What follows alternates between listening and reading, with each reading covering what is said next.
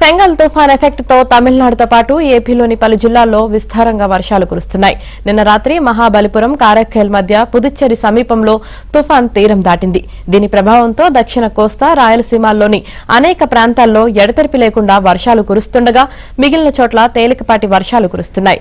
తిరుపతి, చిత్తూరు జిల్లాల్లో పలు చోట్ల భారీ నుంచి అతి భారీ, అక్కడక్కడ కుంభవృష్టి వర్షాలు కురిశాయి. సముద్రంలో అలలు ఎగిసి పడుతున్నాయి. విశాఖ, తిరుపతిలో పలు విమాన సర్వీసులు రద్దయ్యాయి.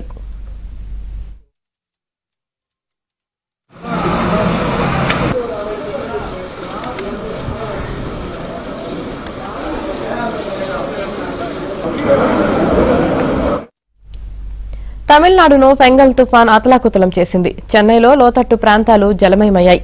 అటు తమిళనాడులో భారీ వర్షాలకు చెన్నై విమానాశ్రయంలో సైతం నీరు చేరింది. రన్వేలు నీటిలో ఉండటంతో విమానాలు దిగేందుకు, ఎగిరేందుకు తీవ్ర ఇబ్బందులు పడ్డాయి. వర్షం ఉధృతి పెరగడంతో కొన్ని గంటలు విమానాశ్రయాన్నే మూసేయాల్సి వచ్చింది.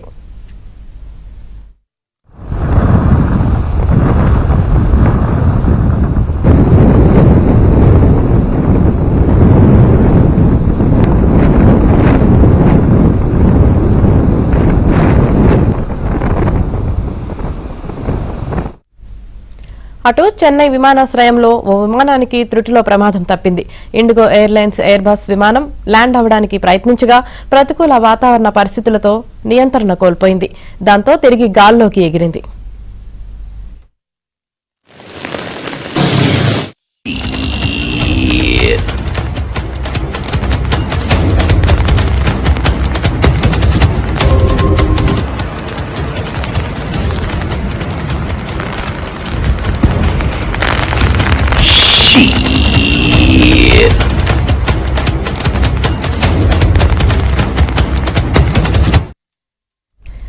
ఇవాళ రేపు దక్షిణ కోస్తా రాయలసీమల్లో అనేక చోట్ల, ఉత్తర కోస్తాలో పలుచోట్ల వర్షాలు కురుస్తాయని వాతావరణ శాఖ తెలిపింది.